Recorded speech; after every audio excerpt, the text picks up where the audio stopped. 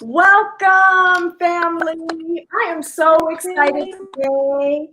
We are here talking with Cardiac Nurse Nadia Dorman Williams. And let me tell you, she is a veteran. She has been at this work. Can you imagine the experience with caring for people, the human body, with the heart in particular that you have when you've worked in a field for the amount of time that she has. And I'll let her tell you all about that. But I'm just really honored to be with you today. So thank you for taking the time. I know you're busy. You're so welcome.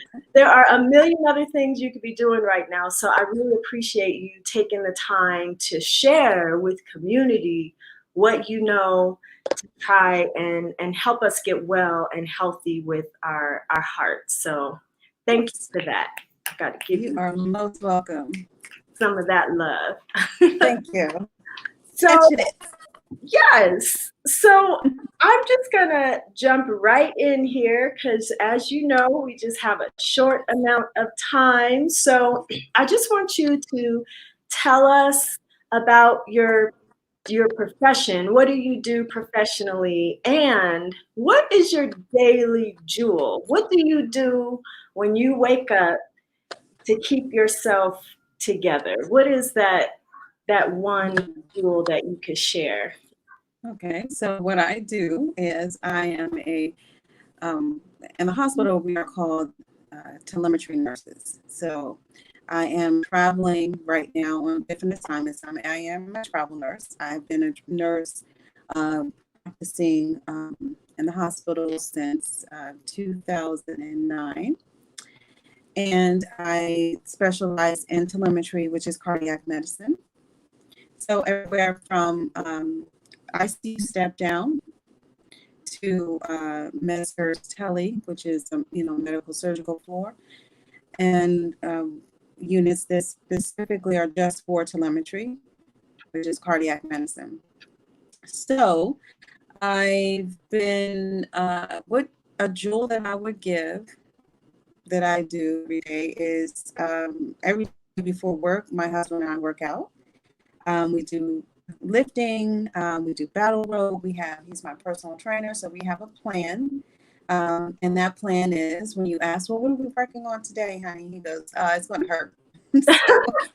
Oh man. So it's all good because it's the type of discomfort that gets you the Keep results you going. want with your body, and you release that stress.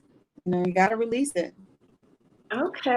All right. Very good. I actually just started. It's my first time working with a personal trainer.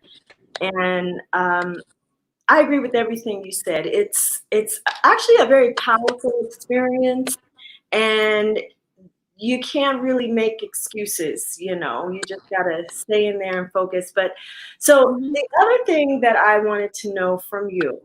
So this is a big question. So we have some dire stats about our heart health, specifically in the Black community, and more in particular with Black women. The statistics are staggering. Mhm. Um, I often refer to the American Heart Association and the statistics that they provide about heart health and mortality for Black women, and it's it's an astronomical number of women, Black women, that are suffering from and dying from heart disease of different forms of heart dis-ease, right? And Right. so when we are looking at statistics like that, how as a community, like Auntie Maxine said, reclaiming my time, reclaiming my time. That's the best clip ever. But how can we snatch that back and really take our heart health in our hands, given these terrible statistics for us? What can we even do? What can we do? Well, one time, part of my training is I manage care for patients that have had a cardiac catheterization. where they may or may not have a stent placed. It's called an angiogram. So the problem with when this particular patient, it kind of opened my eyes to why people have cardiac problems. And the main reason why is it doesn't hurt enough. And so if we were to experience pain maybe after a Popeye's chicken sandwich, or if we experience pain, greater than our level of acceptance, something that would shock us more than life does, I think that we would pay attention to our bodies more. I've talked to several thousand people, and the thing that just continues to not surprise me is that if it doesn't hurt or if it doesn't bleed, they don't pay attention to it.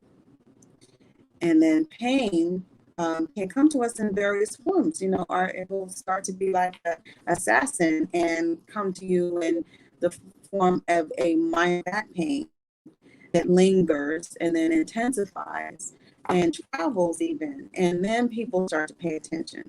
And sometimes by that time it's too late. And women suffer, or women experience cardiac disease differently than men because for various reasons, but most of the time we manage pain differently.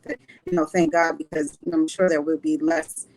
We will be less a billion people if we experience pain the way men do. Exactly. So I would definitely say that, especially for our community, we experience microaggression, which is when here's a good one. Oh, you're pretty for a Black girl. Like I'm a human being, but who's beautiful anyway, whether you validate me or not. But some people, it takes a lifetime to get to even that place where you can say, I love myself more than your opinions, Right. But so things like microaggression, what we're eating, what we ate is eating, if we're not getting the majority of our food from the sun, then we're going to have some problems eventually, especially a lot of our foods are processed. I don't particularly give into the thought process that, we are healthy food poor in a lot of our less financially affluent neighborhoods. However, I always look at what people do. People have cable television. The average cost of that is about $200 a month for just basic services. If you're not willing to sacrifice cable television for healthier food, then you're willing to get into the lifestyle that consuming the majority of your foods that are processed will give you, which is cardiac disease. Mm-hmm. And cardiac disease not just coming from consuming animal protein, but also from an excess of wheat products. And by that, I would recommend a book called Wheat Belly. I think everyone needs to read, who puts anything in their mouth. And that is written by a cardiologist. And okay, hold on, I didn't quite get that. So this is a book and it's called Wheat Belly? Wheat Belly, right. And I'm looking up the cardiologist's name right now. I'm only promoting, I'm not necessarily promoting his book.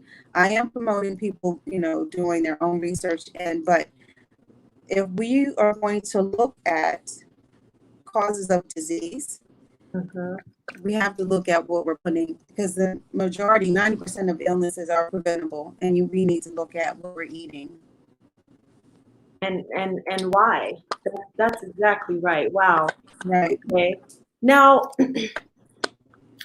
if you said a lot right there. I'm going to come to that. But I do have another question for you.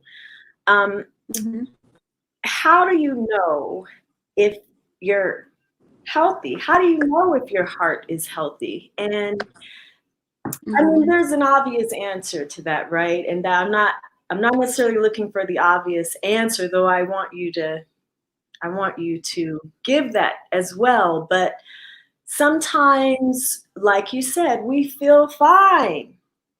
we had our vegetarian,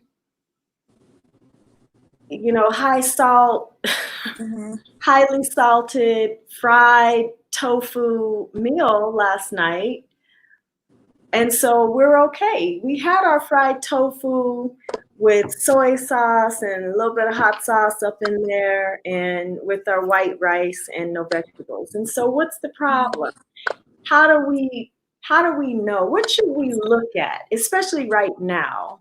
Right now, Mm-hmm. we're dealing with the health pandemic of COVID. Let me be specific, because racism, as we know, is an equally horrible pandemic that is roaring right now.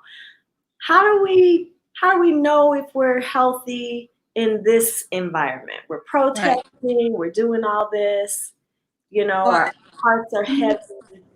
And when I say microaggression, I did point out, some of the comments that come from other communities directed towards us, but I would also say what we do to ourselves, you Mhm. know, toxic relationships, whether it's with your parents, your siblings, your partner, your community, um, internalizing, and I really feel for, what happened to George Floyd and everyone, Breonna Taylor, and everyone who has had that experience.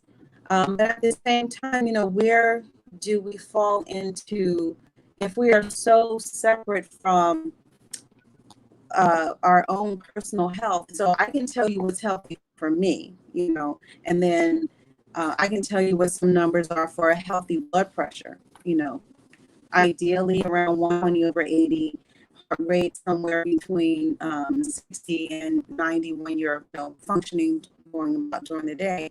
Um, and for other people, that might be not good.